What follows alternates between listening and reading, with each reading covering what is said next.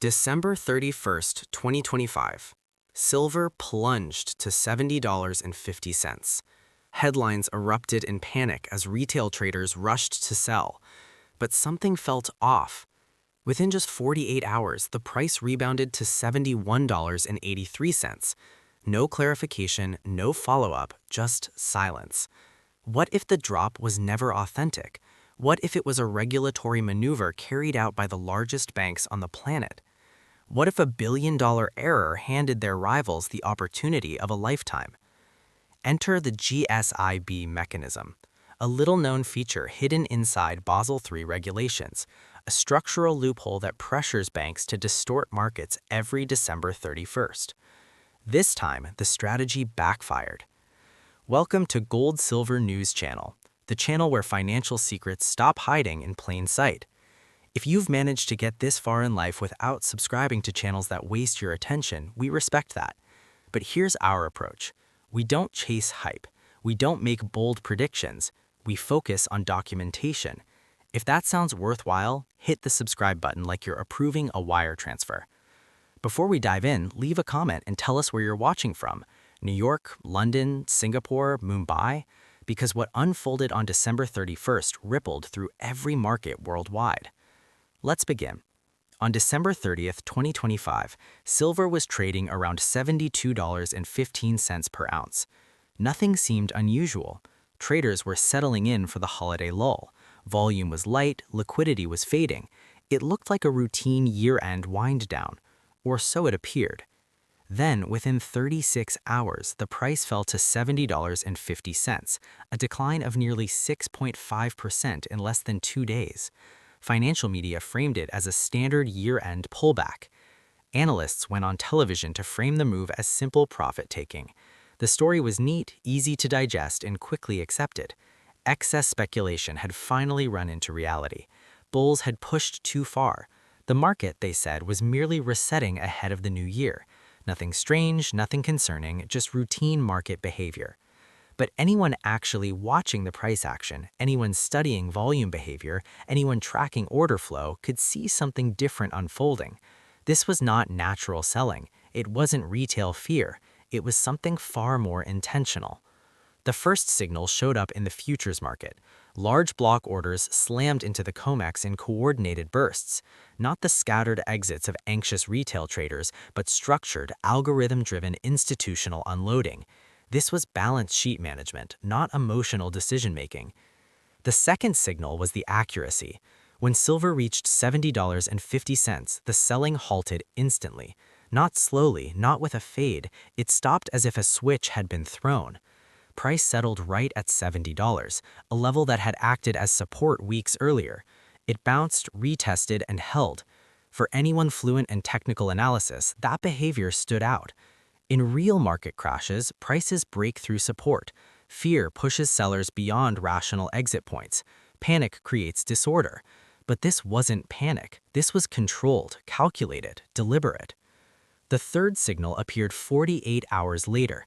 By January 1st, 2026, silver had climbed back to $71.83. The decline was nearly erased without any fundamental driver. No press release, no supply shock, no geopolitical event. No catalyst, just a quiet reversal that wiped out almost the entire drop. On the daily chart, a doji candlestick formed, long wicks on both sides with a narrow body at the center, a classic technical signal of indecision, exhaustion, a breakdown that failed to follow through. Market commentators rushed to justify what had occurred. Some described it as an unsuccessful correction. Others called it a liquidity-driven move. A few pointed to year-end positioning, but none of them addressed the real issue. Why did the largest banks on Wall Street need to crush the silver price before December 31st? What regulatory pressure forced them to unwind positions at fiscal year-end? And why did they repeat the same error they had made in prior years? The explanation sits buried inside a regulatory system most market participants have never examined: the GSIB designation, Global Systemically Important Banks, a classification introduced after the 2008 financial crisis to prevent another Lehman-style collapse.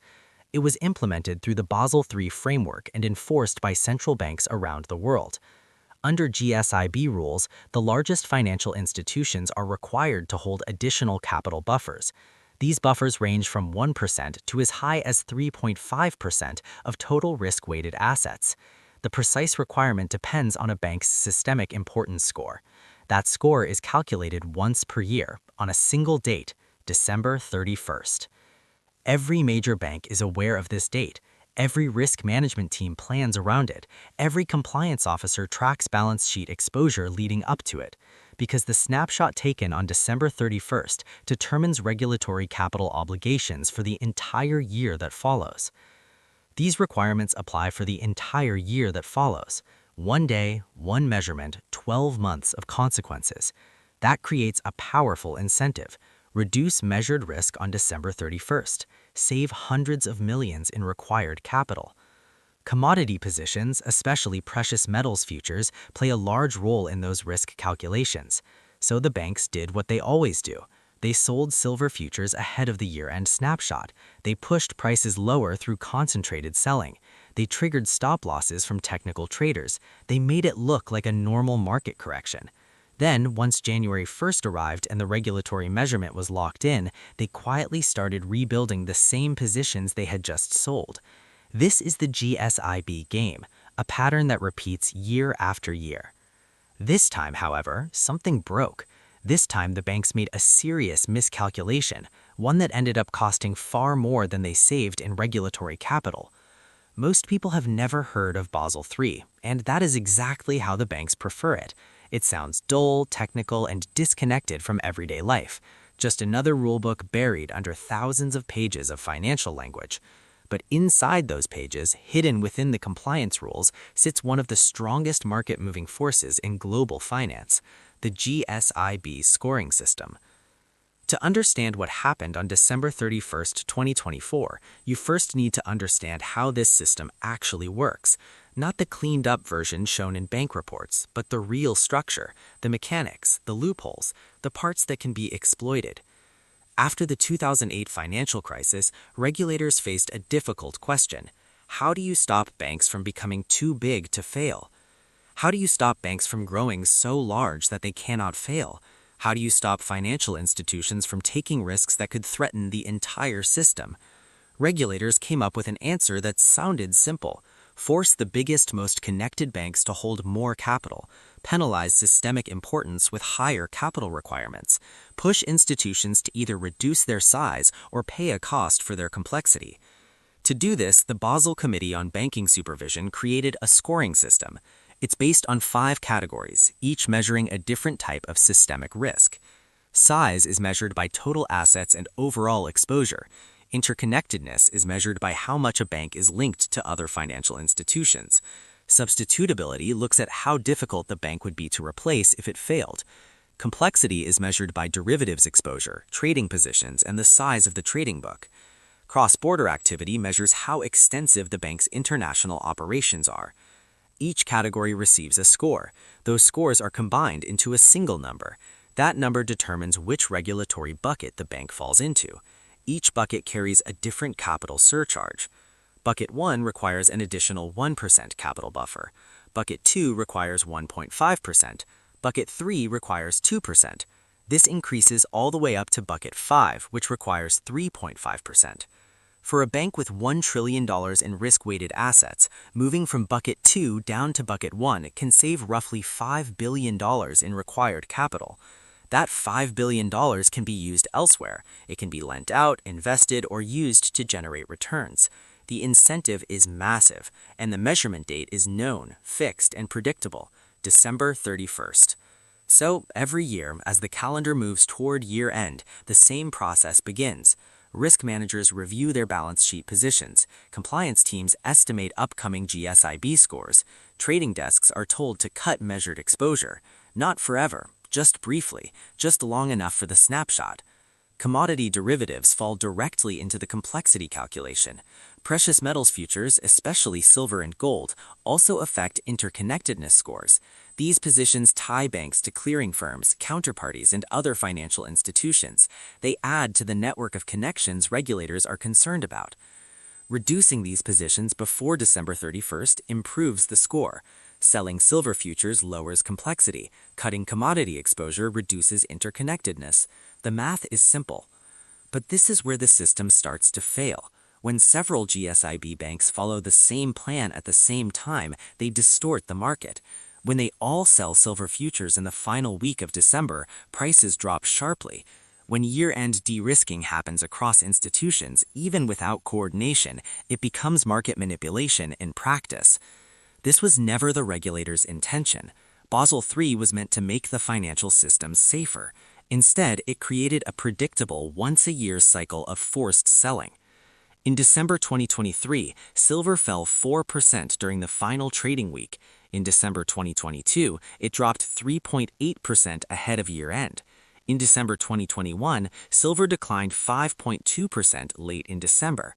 The pattern repeats again and again. Traders who recognize this behavior have learned how to position for it. Short silver in mid-December, cover before January 2nd. Ride the GSIB-driven drop, then ride the rebound. It became one of the most dependable short-term trades in commodity markets. But December 2024 broke the pattern. The banks made the same moves they always make. They unloaded futures positions. They pushed prices lower.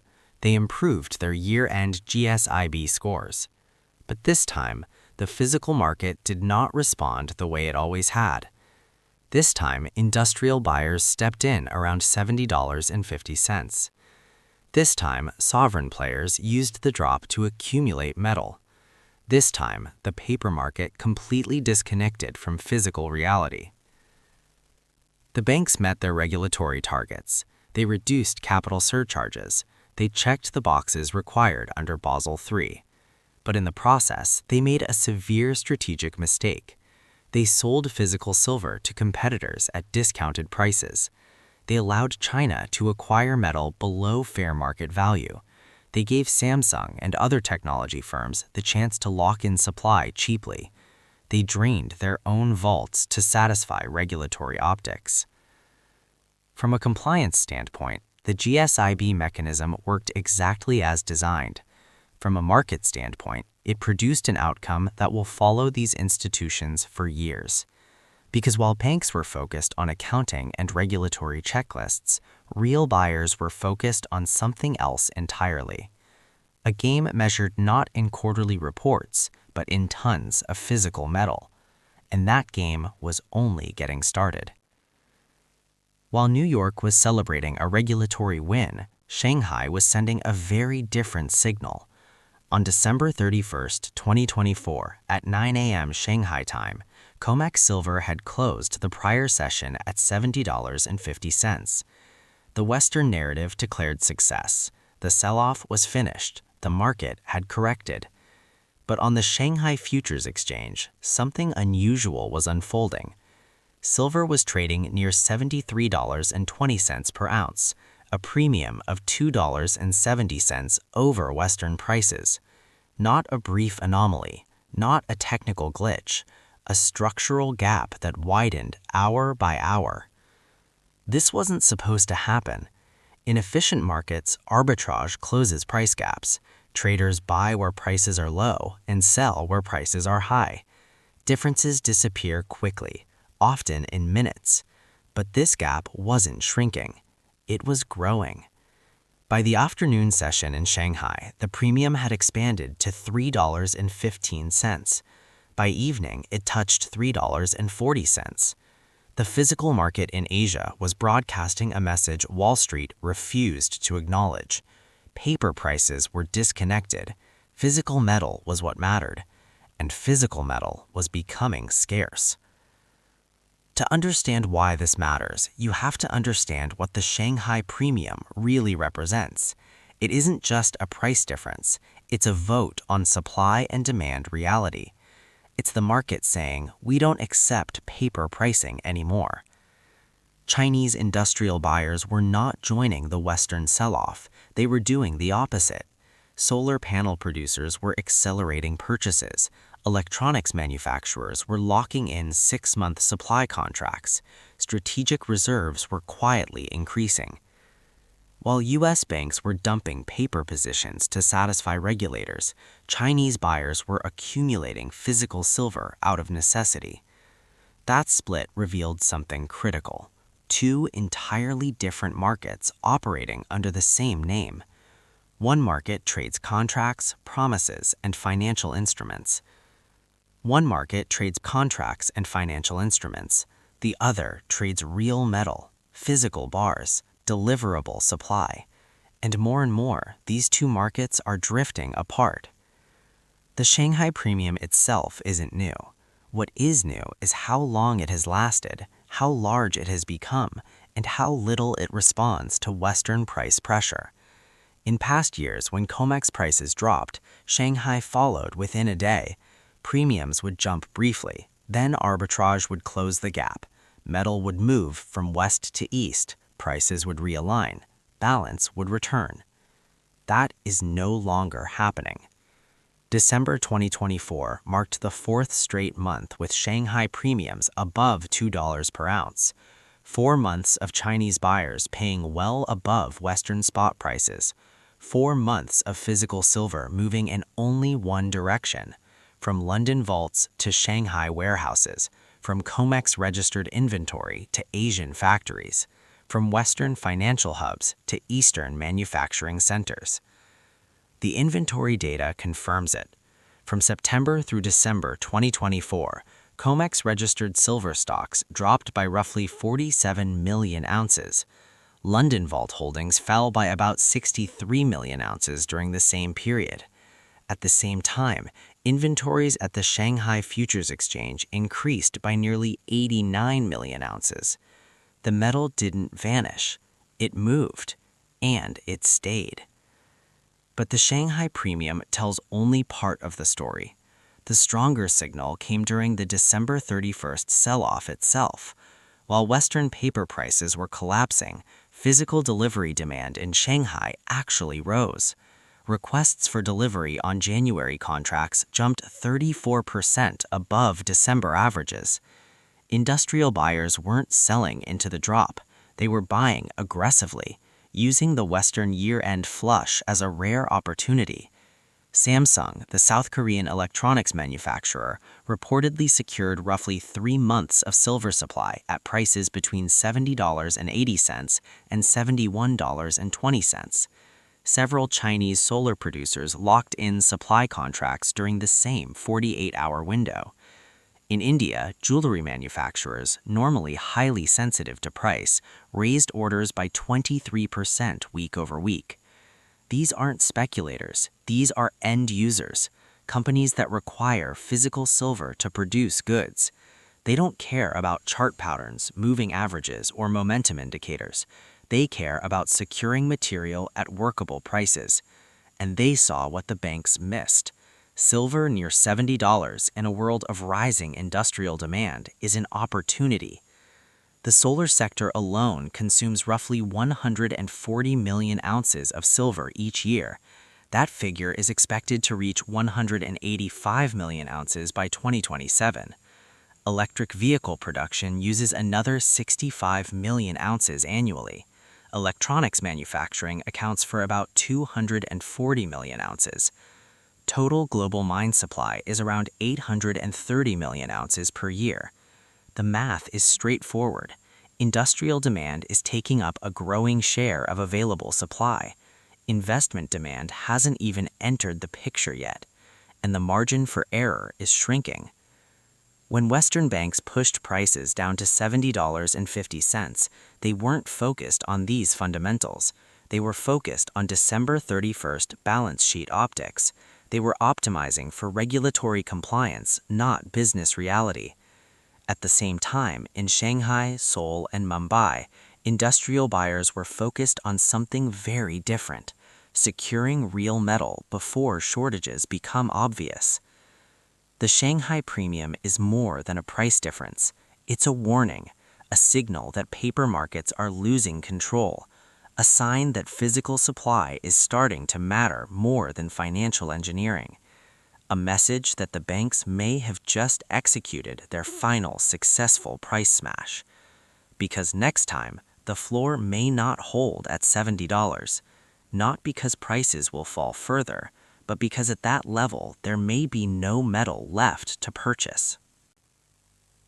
January 2nd, 2025, 8:30 a.m. New York time, the first trading day of the new year. The GSIB snapshot was finished, filed, locked into regulatory records. Banks had successfully lowered their reported risk exposure. Capital surcharges were minimized. Compliance requirements were met. From a regulatory standpoint, the operation was complete. But in the silver market, something unexpected was unfolding, something the models didn't anticipate, something compliance teams never planned for. The price refused to stay down. Silver opened January 2nd near $72.50. By midday, it reached $72.68. By the close, it finished around $73.12, a gain of roughly 3.6% in a single session. No news, no announcement, no external catalyst, just steady, persistent buying pressure from sources the banks did not expect. The strategy seemed simple: sell before December 31st, reduce balance sheet risk, satisfy regulators, then quietly rebuild positions in early January while prices were still low. Buy near $70, sell later in the mid-70s or higher, capture the spread. It was supposed to be flawless: regulatory compliance combined with profitable repositioning, a strategy they had used for years. This time, it broke down at the second step. The banks were not the only buyers returning in early January. They were suddenly competing with a different kind of participant. Buyers who were not trading for profit, but buying out of necessity. On January 2nd alone, Chinese state-owned entities placed orders totaling roughly 12 million ounces. Samsung's procurement teams secured contracts for another 4.3 million ounces. Indian refiners, preparing for wedding season demand, purchased about 6.7 million ounces. Solar manufacturers across multiple regions locked in supply agreements totaling approximately 18 million ounces. In a single day, industrial and sovereign buyers absorbed more than 41 million ounces of demand. Nearly 5% of annual global mine supply consumed in just 24 hours. At the same time, the banks were attempting to repurchase an estimated 30 to 40 million ounces across multiple institutions. But the physical market wasn't offering that volume, not at $72, not at $73, not at prices the banks were prepared to pay. The error was becoming obvious. By forcing prices down to $70.50, the banks hadn't driven buyers away. They had created the most attractive buying opportunity in months for anyone who actually needs physical silver. The GSIB flush succeeded on paper, but strategically it failed. Here is what the banks failed to consider. The physical silver market itself had changed over the prior 18 months. Industrial demand was no longer flexible. It had become fixed. Manufacturers could not cut silver usage without shutting down production lines. Solar panels require silver. At current technology levels, there is no true replacement. Electronics depend on silver for reliable conductivity. Alternatives exist, but they perform worse. Electric vehicles use silver in essential systems. Removing it reduces safety, efficiency, and reliability. When prices fell to $70.50, these buyers didn't step back, they stepped forward. They understood something the banks failed to recognize. Below $70, silver becomes cheap relative to its industrial value. Below that level, cost models across manufacturing sectors signal one thing: secure supply immediately. At those prices, the risk isn't overbuying. The real risk is being undersupplied later. The banks treated silver as a financial instrument, something to trade, something to push around balance sheet deadlines, something to manage for regulatory optics. Their competitors treated silver as a strategic input, something to lock in, something to store, something to secure before shortages force repricing. The price action on January 2nd exposed the scale of the mistake.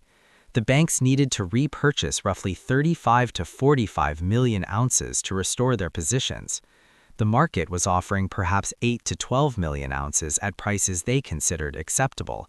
The rest was unavailable, already contracted, already committed, already gone. By January 3rd, conditions tightened further. Silver was trading near $73.85. COMEX registered inventories fell by another 2.1 million ounces. Shanghai premiums moved back above $3 per ounce. The window was closing fast.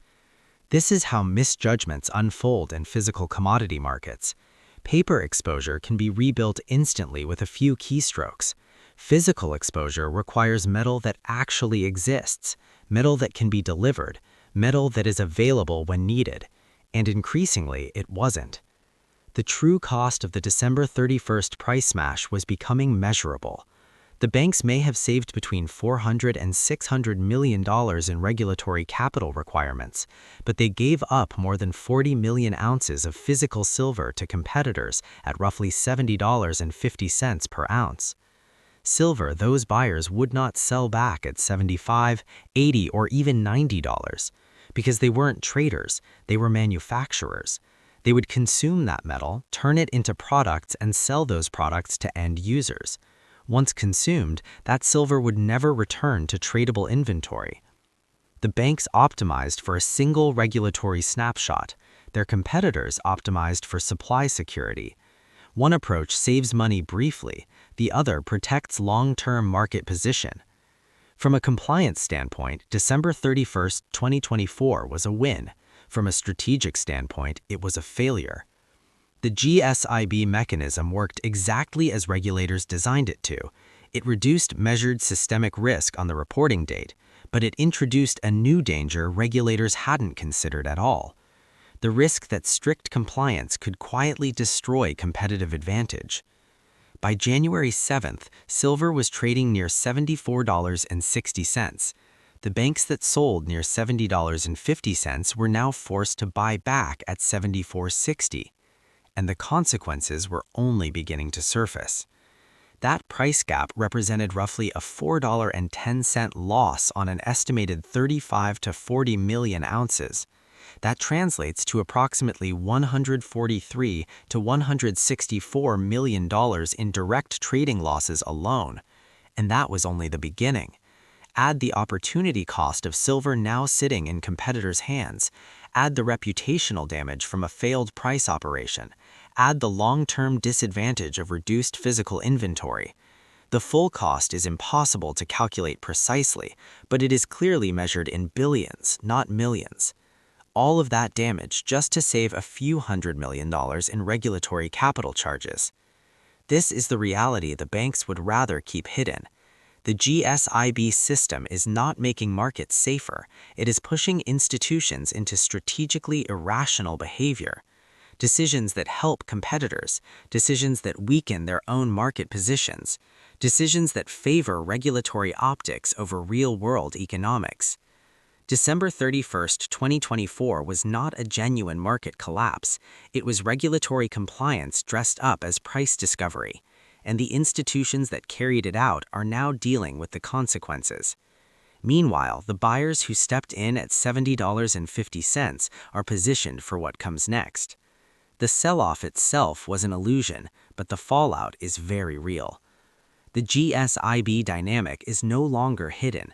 A framework designed to protect the financial system has instead created predictable, repeatable manipulation cycles that experienced players now exploit.